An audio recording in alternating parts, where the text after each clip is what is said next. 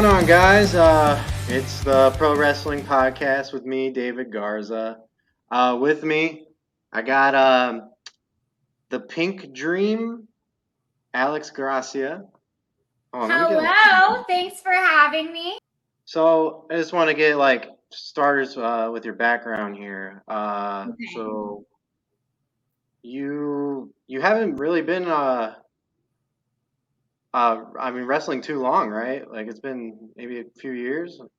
Yeah, so I had my debut February 28th, 2018. So it's been almost about 3.5 years. It's gone by so fast. And of course, like I was pretty much out of business for like 3/4 of a year, like everybody else because of COVID.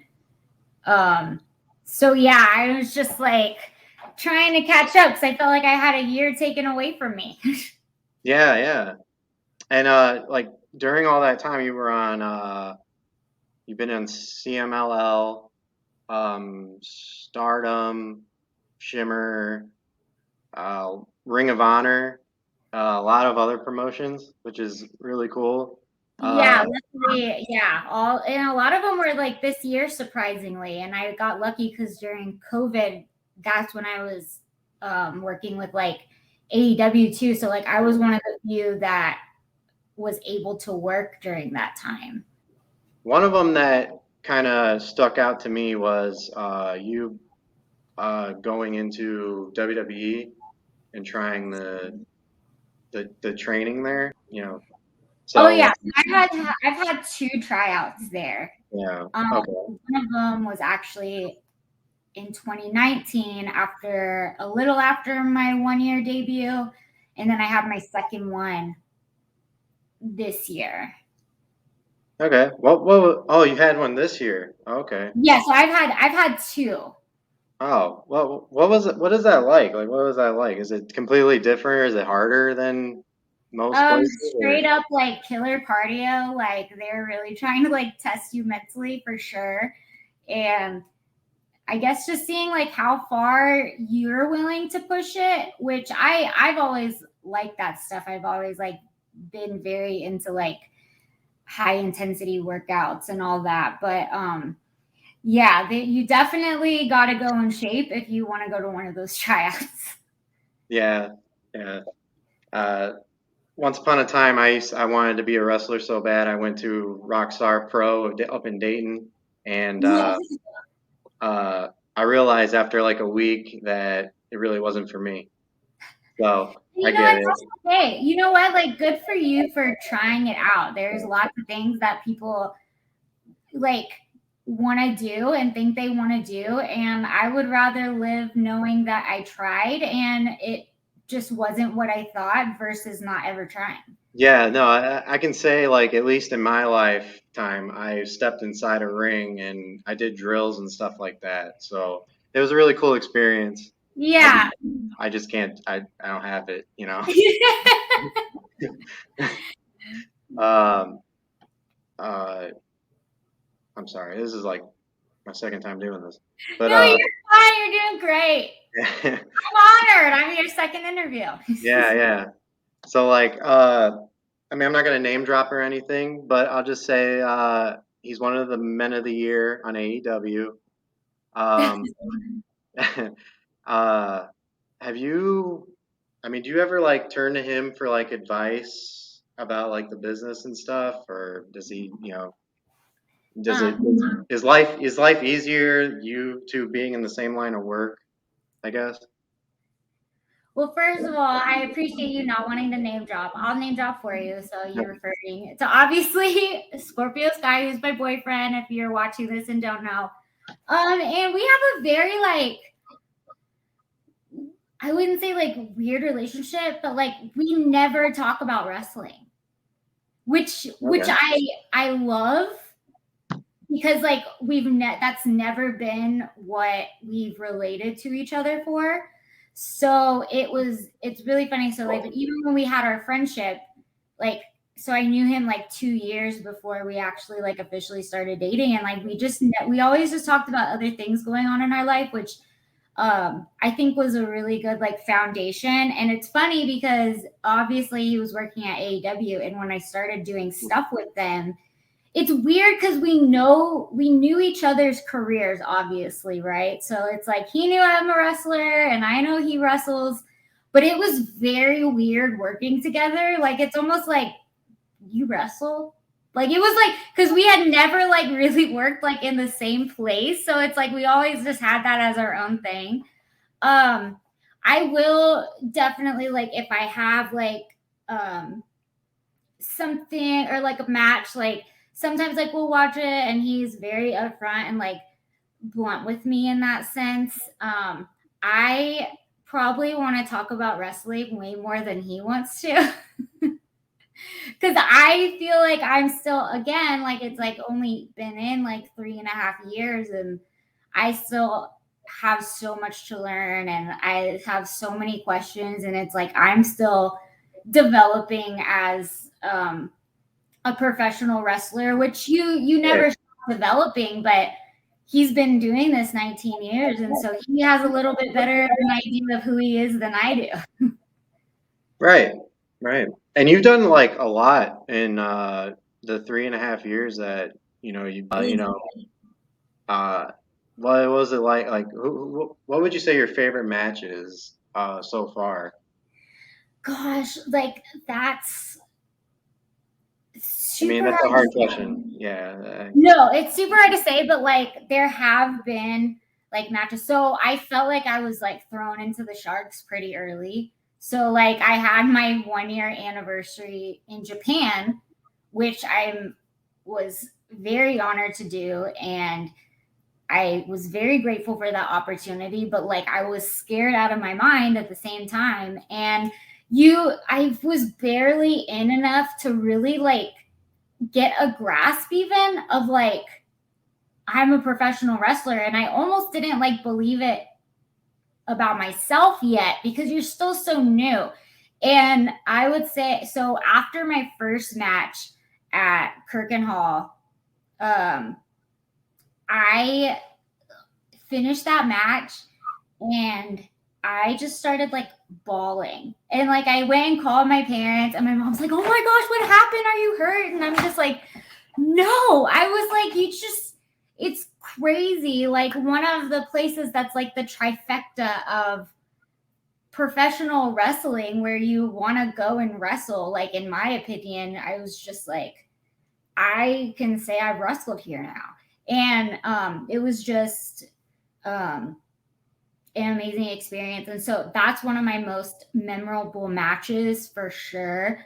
Um, which I think is probably why I'm sure another match will come to mind, but that is one of the main ones that I would say like is my favorite because I really connected with it emotionally too. And like it made me feel, and I saw how important it was and how lucky I was to be able to do something like that.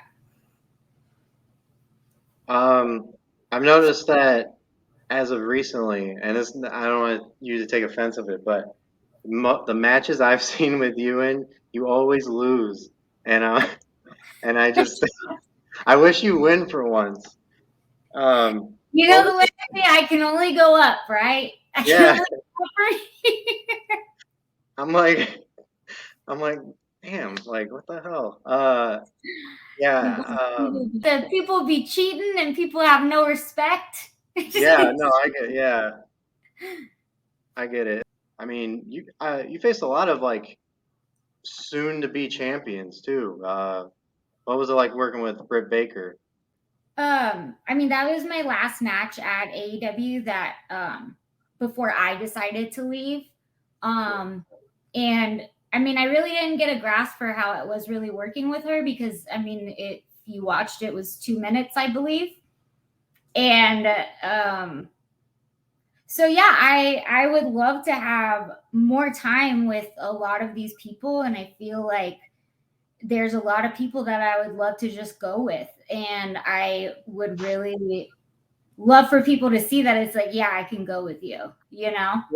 Did AEW want to give you a contract, or at any point, or? Nothing was ever brought to my attention. I was there consistently for 6 months. And of course, like I stuck it out and stayed there as long as I did because I was trying to be there full time. And that was a place I thought I was going to be able to see myself. And it was me personally who decided to go try other things because like I want to work for a company who sees me as an asset and who feels like I'm valuable because I know what I can bring to the table, and I feel like I do a lot of development on the type of wrestler I want to be, the type of person I want to be, and I believe that I could be a lot of positive things for a company if just given that chance. So I really think that like once someone really sees like, hey, like let's see what you can do, let's do something, I think that's when I'll really start to thrive because I feel like the only thing holding me back now is maybe people's lack of vision that I have for myself. Okay. I mean, so now Women of Wrestling is coming back. Yes. It's making a relaunch, right? Yes. So what part do you have in this relaunch? So as announced on social media, I will be working with them, and I just have such a good feeling about being there. I feel like they love me as a character, they love me as a person. They know that their demographic that they're trying to reach, and they reached out to me like, we want you here. And it felt really good to feel like I'm not begging to be somewhere now. Like this person actually sees something in me. Like I want to go somewhere to where it's like maybe they even had a bigger vision than I had for myself. Not trying to convince someone to just I don't know, just give me a chance. Like it's like I just want a chance, and I think what's gonna be so good about WoW is they love that I look so different than a lot of the other wrestlers. And whether it's like I'm the pink one, I'm the one who just wears all pink, I'm the one with the pink hair, like I have that individuality that a lot of the other wrestlers in the business in every promotion don't have right now. And I think they really believe like in what I want to be as a person and as an entertainer and as a wrestler, and like they love that. And so I really think that it's going to be a great market, and I feel like hopefully like that's where I really start thriving and feeling like okay, like let's go, like sky's the limit. I like it. I like it. Just as like, like, do you know what we would be expect? Like, what's going to be different between Women of Wrestling and other promotions, other than the whole it's all women, dynamic. um so that is one of the biggest differences, and I think that's a huge difference Okay. that it's going to be all women. And so if you're speaking in it of terms of just all wrestlers, I think that WoW really wants to have a roster and a lineup where everyone feels connected to every wrestler, or they have an idea of who that wrestler is. Like they're going to be airing every week, and they really want everyone to know who everyone is and be in front of the camera. And they're not going to bring you in if they're not planning to use you. So if you're getting brought in, you're going to be in front of people's eyes. And I think that's where people really start making that connection with people, is when they're constantly in front of them and you really get a sense of grasp of, okay, this person's this, that person's that. And you really figure out, it's like, okay, who do I like? Who do I not like? This is entertaining. I have a story to follow. And I think that will be one of the main things. I think it'll be a lot more intimate. Like, you're going to be seeing everyone on the roster. They're not going to have more people than they need. Okay. So I feel like that's, everyone's going to have a valuable spot, and you're going to really get to see people thrive instead of feeling like they're not being used. I agree with you that that's the big difference. I was just saying, like, Yeah, I understand. you know, generally speaking, obviously I'm all for this. I think it's a great thing. I think it's the more the merrier to me. I love like wrestling that much. I mean, I'm about to go to a Shimmer event here Oh, in, yeah. and on Halloween, so I'm all for it, and it's so cool that you're being a part of it, and you sound like the biggest advocate for it, and I guess who are you excited to work with then?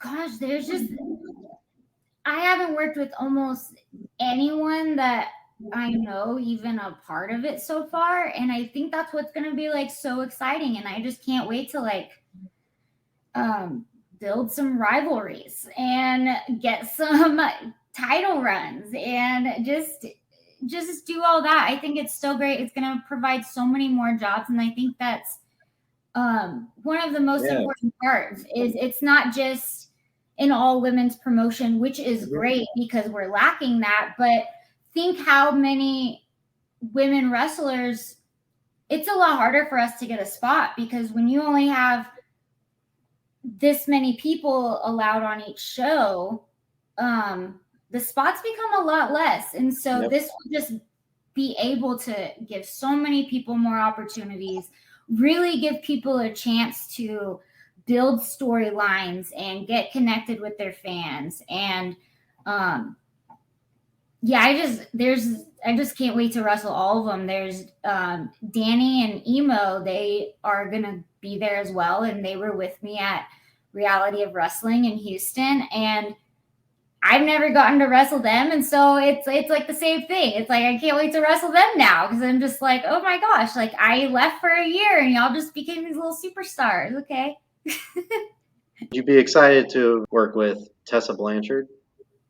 Absolutely. Yeah. She is obviously one of the main people a part of it. She's been there. She's been a title contender. She's been a champion. Who doesn't want to wrestle one of the best? And especially who's ever champion right now, or who's ever champion at the time. That's who I'm most excited to wrestle because I want a title. Like it's time, everyone. And it's like you said, like you watch an AEW show or a WWE show, every women's match is maybe a minute, 2 minutes long, and I think with women's of wrestling, uh, that's a big, huge platform for more time and Yeah, I'm excited because I feel like I don't know a lot about it either. yeah. I just know like I can see what it can be, and I think just having just that platform for all women, like it's never been a negative thing. I was telling someone like the other day, like imagine if on some of these other promotions, if the roles were switched and every spot that a man had was taken by a woman and every spot that the women had was taken by a man. I was like, it almost seems so unrealistic. Like it seems like impossible. Could you imagine like 3/4 of the show being women and just one spot for a men's match? Like you would never, there would be so many male wrestlers that you would never hear about, that you would never get to have a connection to. Just so many people not having spots. And so, especially with it not being 50-50 in with a male roster and a female roster, I'm like, this is the way to balance that out. Have 100% women. Mm-hmm. Mm-hmm. I think that's what Mission Pro is trying to do too, right? Yeah, and that's what they've been doing since the Yeah. beginning, which is really cool. Yeah. It's and all the workers there like are women as well, like the ring announcers and the production team, and it's just really cool because it's like I hope people see it as it's like these people don't get opportunities, or it's a lot harder for us to get opportunities than other places, and it's not a men aren't allowed, it's just that they have a lot more chances than the women do. Okay, big question now. How do you feel about AJ Mendez? I know. She ain't So coming let back me tell to the you, ring, I guess, right? But she's still doing her thing backstage, producing. yeah.